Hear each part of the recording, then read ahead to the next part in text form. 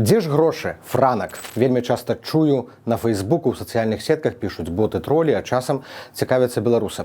Дык куды ж дзяюцца гэтыя мільёны, якія Еўрапейскі Саюз і іншыя краіны вылучаюць на беларускую грамадзянскую супольнасць?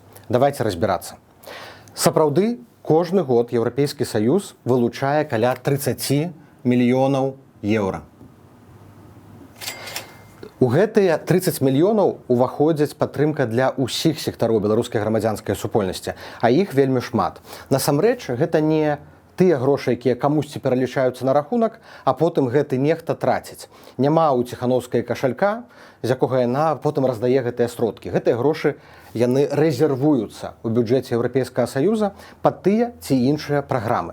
Гэтыя грошы могуць быць патрачаныя, а могуць быць не патрачаныя. Мы не ведаем, колькі рэальна з гэтых 30 мільёнаў зарэзерваваных кожны год траціцца, таму што яны размяркоўваюцца сярод вельмі розных інстытуцыяў і арганізацыяў. І непасрэдна да размеркавання ні офіс Святланы Ціханаўскай, ні кабінет дачынення не маюць.